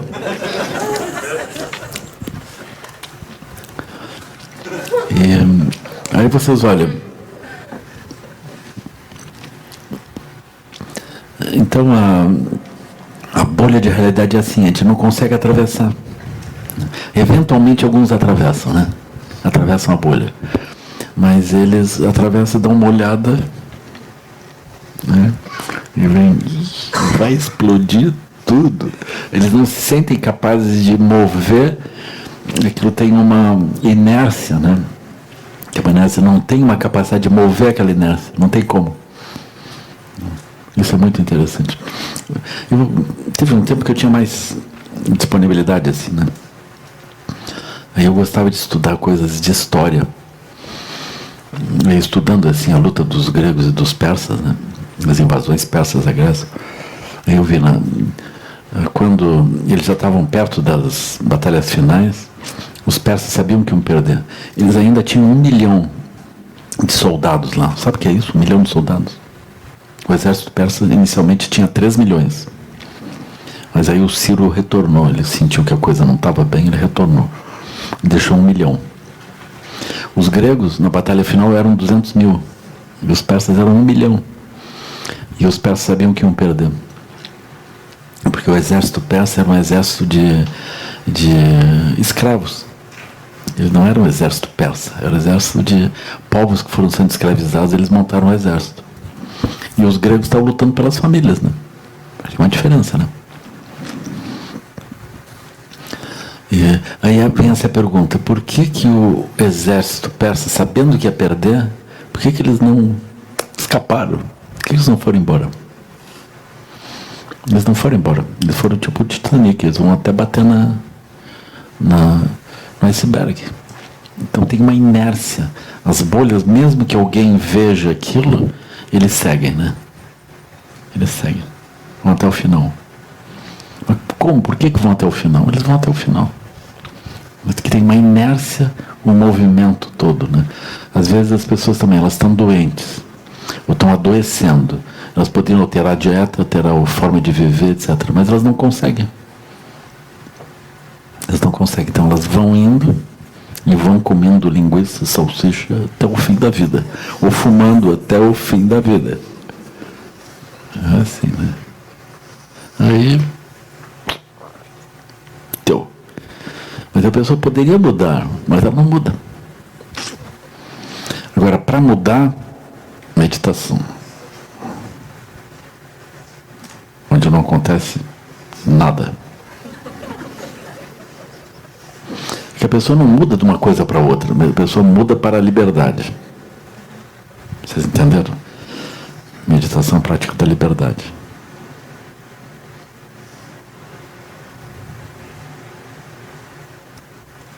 Dali de dentro, a pessoa pode começar a fazer uma outra coisa. Então vocês vão num buffet, vocês começam... Buffet budista é isso, tem várias almofadas em volta da mesa. Assim. E a primeira coisa, a pessoa se acalma. Assim. Depois se levanta e não, hoje não vou comer. Isso é uma decisão sábia. Pegou um raminho de agrião, não, estou bem. Aí quando a pessoa vai comer, não é ela que está comendo, é um conjunto de impulsos que estão infelicitando a pessoa desde muito tempo. E a pessoa... Assim, é difícil a pessoa dirigir a sua energia, né? Super difícil. Quando vocês estiverem num estágio, assim, os pratos já estiverem andando bem, aí vocês meditam e vocês vão no shopping, e caminham assim. E olhem as vitrines, não é não olhar, olhem. Sapato, bolsa, notebook, celular. Aí vocês veem como é que a energia sobe e desce. Os caminhos serenos. Naturalmente não levem o cartão, nem a carteira. Né? Vocês andam assim. Calmos, serenos. Porque o shopping, eventualmente, ele tem um conjunto de espelhos especiais que refletem regiões kármicas internas. Vocês entendem? É isso. Então, eles aprendem a colocar na vitrine tudo aquilo que pode mexer internamente. Então, nosso treinamento mais difícil já é o shopping. Né? Depois, a beira da praia. Assim, os seres todos passando. Nossa. A gente olha ao longe, assim. Depois as comidas passando, né? Vocês também olham ao longe. Assim. Depois você chegou à conclusão, bom, se é para olhar o longe, já fica em casa. Fazer o quê, né? Mas tá bom, jejum tá bom. Não sei que horas são, vocês sabem. Hoje eu não trouxe relógio. 9h30? Pois é. Então eu vou deixar. Talvez vocês tenham alguma pergunta para fazer, né? Então a gente pode seguir um pouco pela motivação de vocês. Por favor. Boa noite. Eu não conheço muito o microfone. Tem o microfone.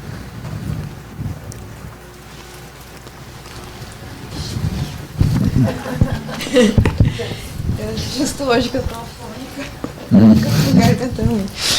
Boa noite, meu nome é Marina. Eu não conheço a tradição budista e eu fiquei com dúvida com relação a esses blocos. Eles são fixos? Ou uma pessoa, por exemplo, está no 3, aí tem hora que está no 2, aí acessa o 3, vai para o 0? Como é que é isso? Obrigada. Se ela oscila, ela não está bem no 3, assim. Todos nós temos a possibilidade de passar pelos vários lugares, né? Mas o bloco é mais ou menos onde a gente está, é o nosso refúgio. No budismo existe essa expressão refúgio, né? Que é assim, onde é que está a nossa segurança? Mas a gente tem essa possibilidade de esvoaçar por esses lugares, tem mesmo. Assim.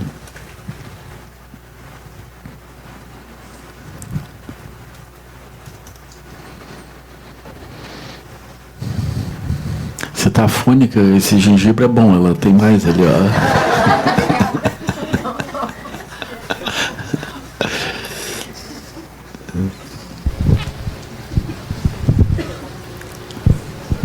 Pode falar, por favor. Esses níveis têm a ver com os 9 estágios de development mental. Esses 9 estágios, e se tu olhar com cuidado, eles são essencialmente uma descrição do bloco 2, os 9. Porque eles vão até o aspecto último de fruição desde a natureza livre sem condicionamento. Esse é o ponto último. Mas isso é o treinamento mental ainda. Quando essa liberdade se dá, é possível surgir a multiplicidade de inteligência, que seriam as deidades, né? Bloco 3. É Sambhogakaya, ele vai utilizar essa visão de Sambhogakaya, né? Nós podemos manifestar Sambhogakaya, as múltiplas inteligências búdicas. Eu não falei do bloco 4, mas o bloco 4 é a fruição. É quando, então, com essas inteligências, nós nos movemos em meio ao mundo para benefício dos seres, né? Assim. Quando o senhor fala das qualidades, compaixão, existe, quer dizer que a gente pode colher e manifestar. É isso mesmo. Eu acho isso super importante. É como se tivesse um tesouro que nós podemos acessar. As pessoas que se manifestam a partir do bloco 3, a vida delas se abre, fica fácil, tudo anda bem.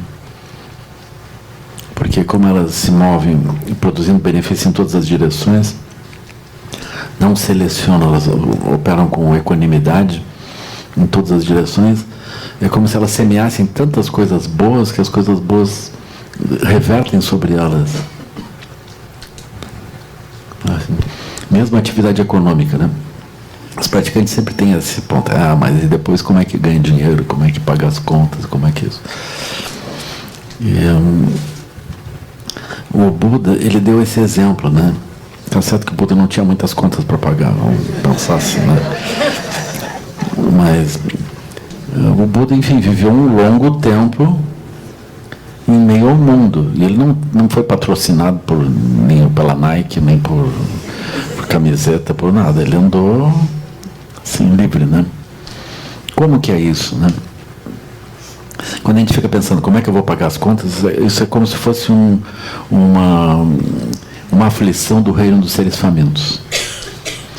O Buda, ele não se preocupava com essa parte. Ele só trazia benefícios para todo mundo. Porque se a gente traz benefícios para todo mundo, o que vai acontecer? Nós vamos ser cuidados também. Naturalmente, né? Assim. Então esse é um ponto super importante. Então a base da atividade econômica não é o acordo, é a capacidade nossa de trazer benefícios, né? Super importante. Então quem estiver em crise começa a trazer benefícios assim. De repente tudo aquilo já se resolve, né? Todas as coisas vão se resolvendo. No budismo, a nossa crise é uma falta de méritos. Falta de méritos é a gente semeou pouco. A gente trouxe pouco benefício ao redor. Aí nós entramos em crises. Mesmo crises do tipo assim, crises nas relações emocionais, afetivas, ela está ligada a isso, né? Então é necessário que a gente produza mais benefícios do que a gente aspira. Se a gente vai estabelecer relações a partir da perspectiva de carência, por exemplo, aí nós temos problemas. Se a gente olhar com o olho carente em volta, dá problema, sai todo mundo correndo. Tem que olhar com o olho generoso, né? Nós trazemos benefício aos seres. E a gente não tem nenhum golpe, assim, a gente não está sendo generoso para, então, não é. Eu só estou sendo generosa, né? Eu tenho essa aspiração. Aí o mundo funciona por méritos e karma. Esse é um ponto super importante de compreender. No início o senhor usou a palavra morte. Eu tenho uma curiosidade. Se o budista, ele encara a morte com equilíbrio, porque... Enquanto a morte não vem, eles encaram assim. O que a gente observa é um desespero. Na hora mesmo. Ontem teve uma tragédia aqui em Maceió, e hoje aquela notícia da morte do ator. E onde eu trabalho, foi um desespero geral. Ontem um e outro hoje. É um desespero geral. Eu queria saber se tem como a gente manter o equilíbrio numa situação assim. Melhor, né? Melhor. Sempre tem, né? Eu fico pensando, os médicos em pronto-socorro. Chegam as pessoas super machucadas, né? Às vezes faltando pedaço, né? E o médico, ele tem que fazer o quê? Ele tem que olhar para aquilo e dar uma saída positiva. Ele não pode se afetar. Então, no budismo a gente diz, são 4 ações que a gente treina. A primeira delas é a ação de poder. A ação de poder é não balançar, não oscilar, ter lucidez, ter clareza. Eu acho mais difícil sempre, né? Assim, por exemplo, alguém nos ataca, alguém nos olha de forma hostil. Ação de poder, não oscilar. Segundo aspecto, se a gente não oscila, nós estamos mais perto de poder olhar aquela outra pessoa e acalmar a outra pessoa, mesmo que seja alguém que esteja nos agredindo. Acalmar o outro, né? Se a gente oscilar junto com o outro, sem chance. Se é um médico em pronto-socorro também, ele precisa, em primeiro lugar, calma. Em segundo lugar, acalmar o paciente, que nem sempre é tão paciente. Em terceiro lugar, a ação incrementadora. Exatamente como um médico precisaria fazer. Ele tem que pegar aquilo e ajudar as coisas positivas no outro pulsarem e se arrumarem. Assim. Depois, a ação irada. A ação irada é remover os obstáculos. A ação irada é, por exemplo, não sei se vocês já viram um cachorro que ataca o ouriço. Vocês já viram, né? O ouriço é um bichinho assim, cheio de... E os cachorros, às vezes, eles atacam o ouriço. Aí aqueles espinhos do ouriço, o espinho do ouriço pulsa, o espinho do ouriço se move por si. Vocês já viram assim, por exemplo, lagartixa, cai o rabo continua, né? Pulando, né? Pois é, o espinho do ouriço também continua andando. Então, o espinho vai andando pelo corpo. Quando vocês pegam o cachorro, ele está com a boca cheia de espinhos que atravessam o céu da boca e saem por cima. Assim. É uma tragédia. A gente pega um alicate, olha para o cachorro já sabe o que vai acontecer. Vocês vão ter que arrancar um por um daqueles espinhos. Tem que arrancar. O espinho só anda para frente, porque para trás ele tranca, ele tem como que uma escama, né? Tu vai puxar para trás, ele se abre e tranca. Ele tem que puxar aquilo. Isso é ação irada, mas é uma ação compassiva, não é? Compassiva. O cachorro pode não gostar da ação compassiva, mas é uma ação compassiva. Aquilo é assim. Então é como, por exemplo, tirar anzol de pé de filho. Entrou o anzol. Agora você se acalme. Eu estou calmo. Agora você se acalme, meu filho. Isso não é nada. Aí os sinais vitais do coração estão batendo, então estamos indo bem. Agora nós vamos ter que empurrar o anzol até o fim. É fácil. Sai a ponta, quebra a ponta, aí puxa de volta. Fácil, não é? Isso é uma ação irada, pessoal. Assim, a ação irada é completamente necessária. É crucial, assim. Tem que saber se mover. E não pode oscilar. Não pode vacilar também. Não pode ter medo. Então, em primeiro lugar, ação de poder. Equilíbrio, lucidez. Em segundo lugar, acalmar o outro. Em terceiro lugar, promover o que é favorável. Em quarto lugar, ação irada. Remover o que precisa ser removido. As 4 são ações compassivas.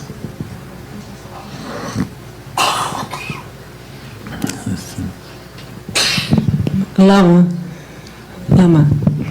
aqui. Sim. Quando você fala em compaixão, e assim, eu particularmente acho que a maioria aqui, que tem um pensamento fundado no cristianismo, né, um pensamento cristão, sim, a gente assim, identifica logo e consegue logo imaginar como seria essa compaixão, né? Porque a gente tem uma tradição, vamos dizer assim, de pensamento.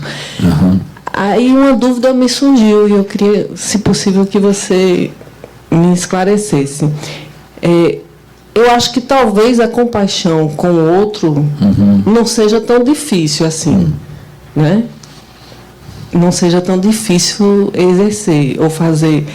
Mas e a compaixão em relação a si mesmo, por conta de toda a culpa cristã que a gente carrega, por conta de todo esse pensamento que a gente tem, que nos condiciona? Eu queria que talvez se você pudesse colocasse um pouco sobre isso. Esse é um ponto interessante, assim, né?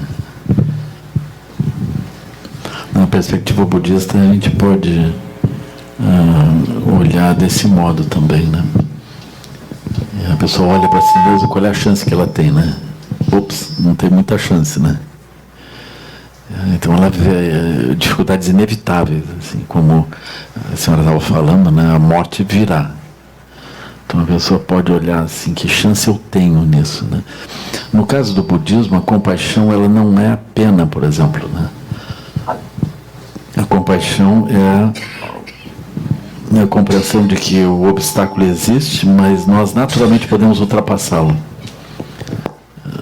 Quando os mestres têm compaixão, significa que ele tem certeza que o outro vai ultrapassar aquilo. Quer ele tenha consciência disso ou não, né? Ele vai ultrapassar aquilo.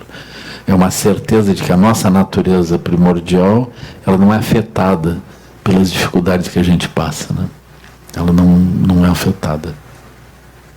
Então isso é uma base da compaixão. Então funciona assim. Aí quando a pessoa olha para si, ela vê as dificuldades que ela vai ter que enfrentar, né? Com o tempo a gente também vê as estruturas kármicas que a gente está preso.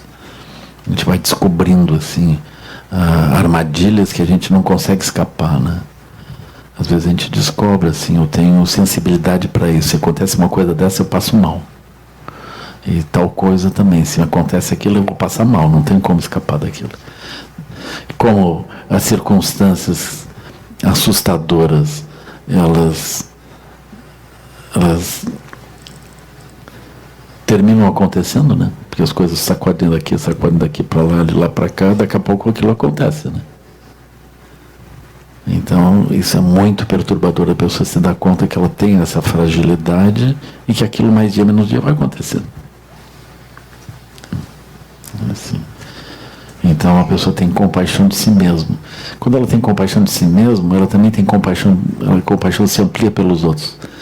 Porque ela vê isso em si e vê isso em muitos outros, né? É uma coisa que vem em conjunto, assim. Agora, é super importante também a pessoa desenvolver progressivamente essa capacidade de ver as qualidades positivas em si e nos outros também.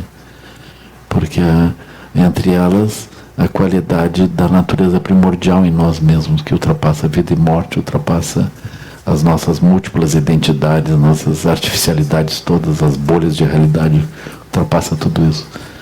Então, se a gente compreende isso e progressivamente a nossa segurança vem desse ponto, a gente começa a ultrapassar os obstáculos todos. Esse é o objetivo do treinamento, né? Sim. Rapidinho. É que quando eu foco nessa questão do mérito, às vezes eu me sinto meio presa. Assim, como se eu precisasse ser boazinha com as pessoas sempre, e ser legal. E aí eu acho que isso acaba forçando o ego, reforçando o ego. Aí eu fico confusa. Como melhorar isso? Como realmente acessar diretamente e não simplesmente imitar essas qualidades? Não ficar presa nisso, né? Isso é um problema mesmo. Tem isso que é chamado materialismo espiritual, né?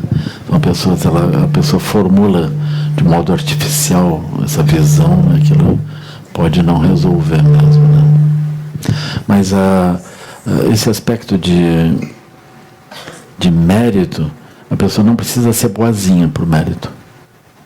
Não é necessário que ela seja simpática. O mérito diz respeito à capacidade de a pessoa ser lúcida, ela fazer aquilo que é apropriado, assim, né? Isso é melhor, assim, né? Aí ela tem mais méritos. Aí ela pode se achar, então, uma grande pessoa. Aí é o problema. Assim, o caminho espiritual tem essas armadilhas, né? A pessoa vai melhorando na meditação, começa a achar que é uma grande coisa, aí dá problema também. Assim. Mas sempre tem um irmão, tem um amigo para apontar aquilo para a gente, né? Aí pergunta para o irmão, se tu acha, para a irmã, tu acha que eu estou iluminado? Ela vai dizer, olha, você? É assim, mas o que falta? Falta tudo. Aí sempre tem alguém que dá real. Essas pessoas são preciosas.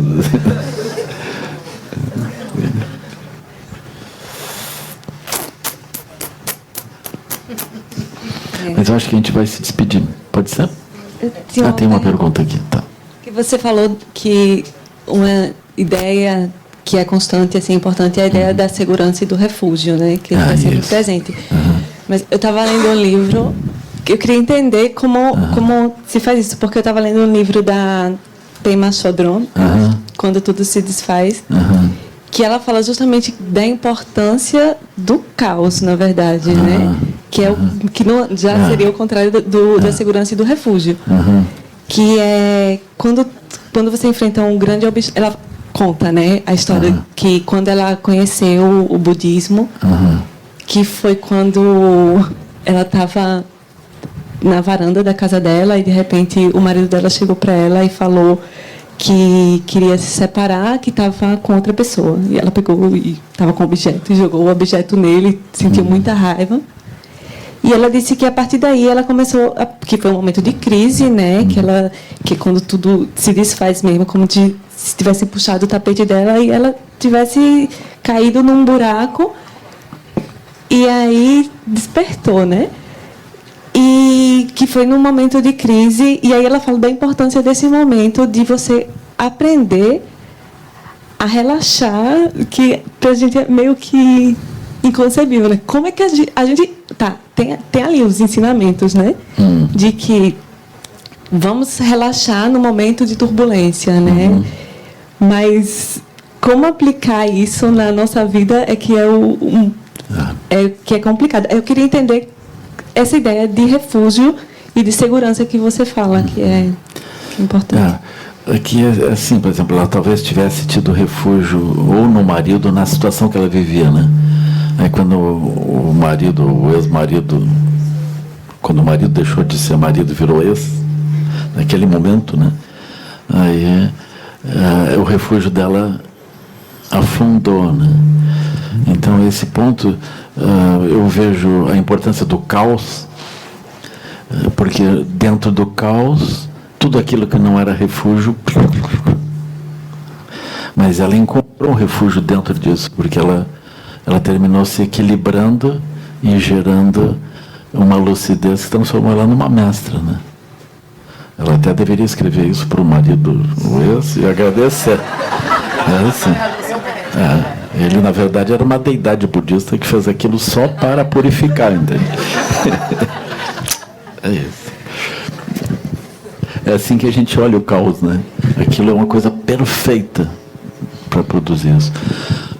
Às vezes, marido é mais fácil de liberar, assim, né? Afinal, a pessoa tem várias oportunidades de treinar. Depois outro, depois outro. Mas eu lembro de uma situação que é uma médica que perdeu uma filha de 2 anos. Aquilo foi uma tragédia. Porque a criança, ela emborcou para dentro de um balde e morreu afogada dentro de um balde. Na casa da sogra. Quando a vovó estava cuidando dela. Vocês pensem, um conjunto de tragédias, assim, né? Impossível. Assim. Vocês pensem a vovó. Além do mais, a criança não morreu logo. Ela afogou, foi reanimada. E teve dano cerebral, foi morrer depois ainda.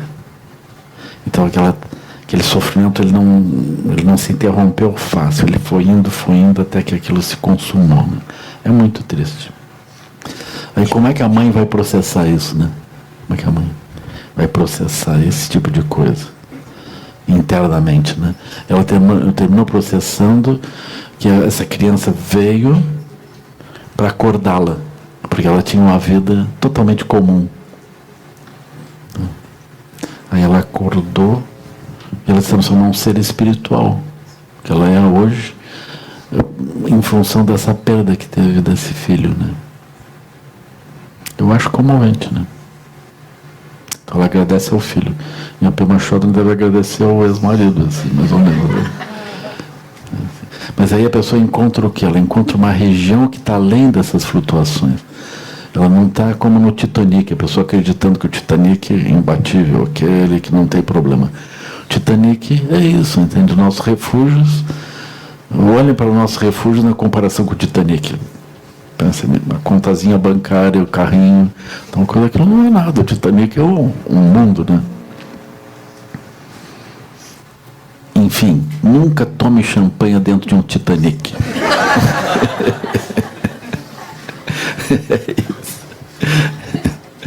Ou melhor, tome champanhe dentro do Titanic enquanto dá.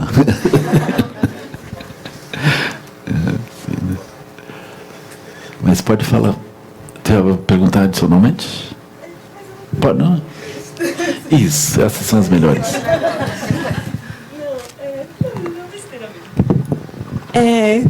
No livro ela fala que o mestre dela, ele se chama alguma coisa, que eu não sei como pronuncia, Rinpoche.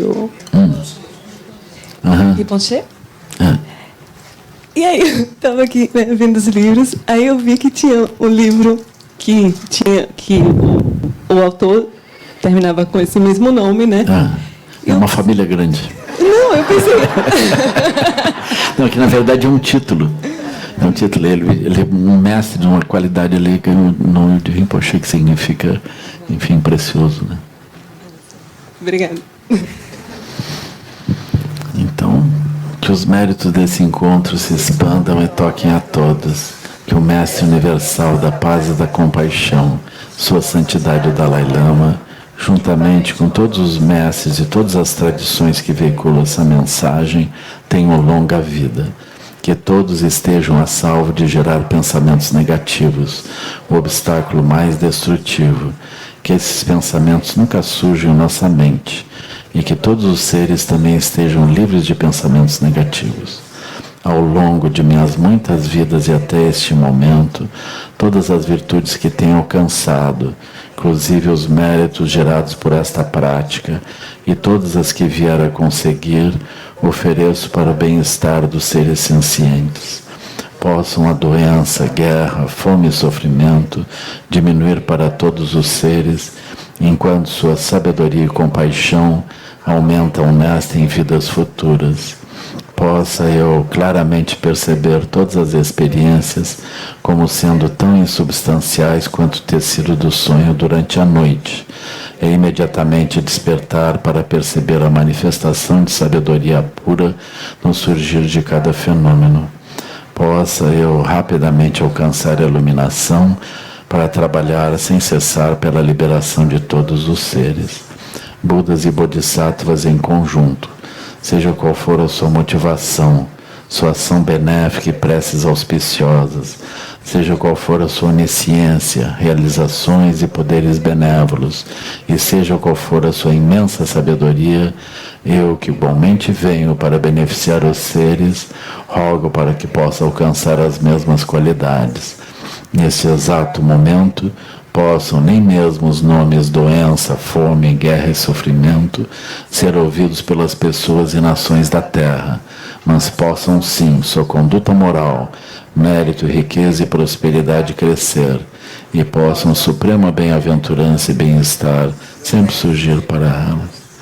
Quem lome chosun ring lo che zalin sasun parpel drogyo chosun awadang midrado sungele